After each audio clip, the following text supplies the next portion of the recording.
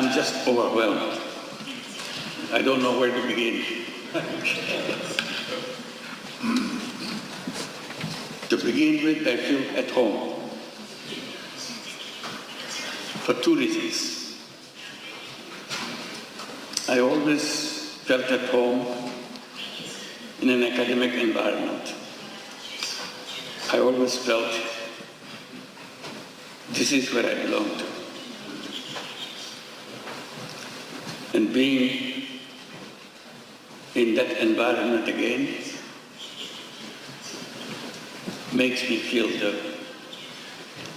feeling of being at home. Second reason that I feel at home, because Peking University is my home.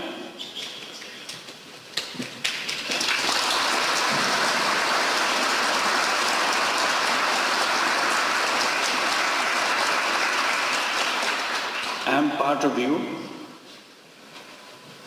because you accepted me as an honorary professor. I'm sorry that I couldn't spend much time with you, but I always hoped I could spend time with you and share with you all the excitements of the academic world and the world that you want to create for future generations. That's our task in the academic environment, to build the future world, not just learning about the current world. It's the next world that we want to prepare for. So that makes me feel completely at home.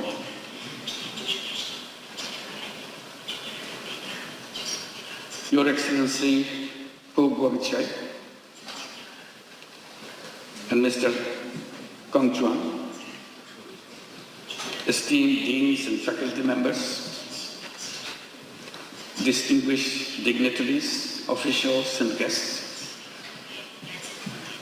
and my dear, dear students, ladies and gentlemen. It is with great humility and profound gratitude that I stand before you today in this prestigious institution, Peking University, the center of knowledge, wisdom, innovation, and excellence. To receive an honorary doctorate from such an esteemed university is a great honor for anyone. And I feel so humbled by your gesture for choosing me for this particular honor. This recognition once again reminds me of my commitment to work for realizing the dreams of the millions of youths who were the vanguards of the transformational changes in Bangladesh just last year. Their vision to establish a new Bangladesh in place of the Bangladesh that we had until last year.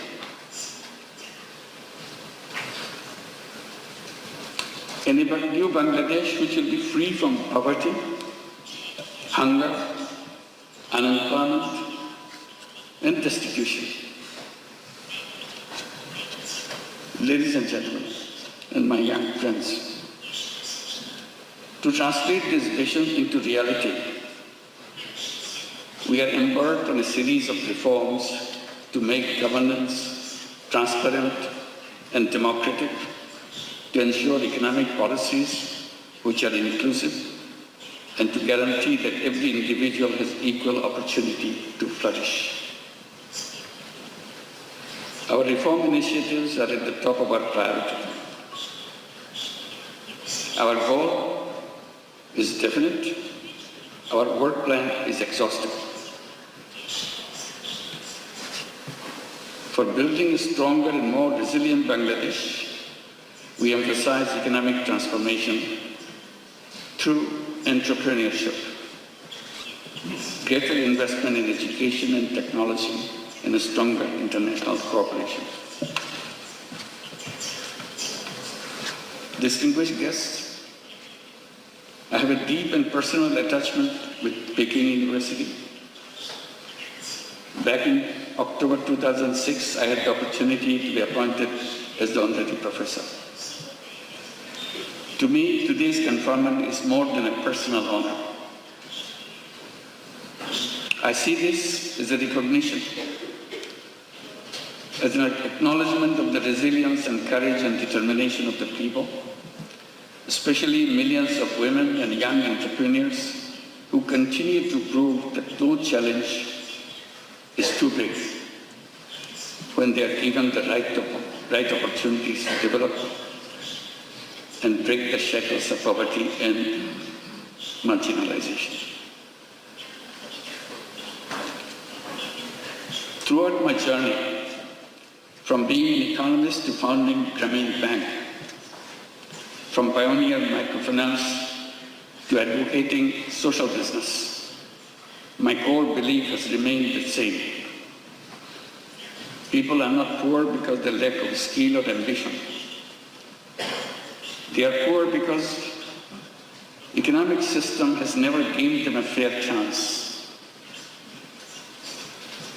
So poverty is not because of something lacking in the person. It's not their fault. It's the fault of the system that we built for ourselves. That causes poverty. That causes all the problems for human beings by wrong thinking. And I blame myself for being part of that institution, academic institution, where we pass on this wrong knowledge to this next generation. So I plead guilty that we have not been able to change those ideas, wrong ideas, which make people suffer. So my struggle has always been to go back, to find out the faults in the system that we promote, we teach the young generation, so that we do not repeat the same thing for the next generation.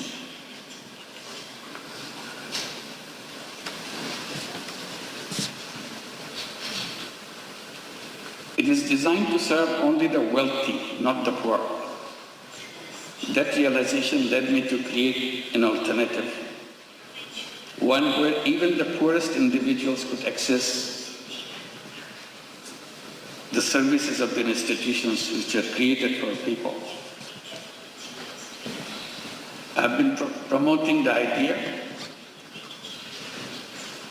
to let the young people come to the universities, get good degrees from good institutions, and then go to the job market to become job seekers. I have been telling that this is a wrong idea. Human beings are not born to become job seekers. Job is a wrong idea. Human beings are creative beings. They enjoy doing creative things. Job is a negation of creativity. Job forces you to do things what your supervisors want you to do. Job is a continuation of the tradition of slavery. Human beings are not fit for slavery. Human beings are independent beings. So I keep on promoting the idea that all human beings are born as entrepreneurs, not job seekers. Universities should be preparing young people to go out and become successful entrepreneurs, not job seekers. And that idea came from a simple experience. I started as a small initiative with a handful of women in a village next to the university where I was teaching in Bangladesh.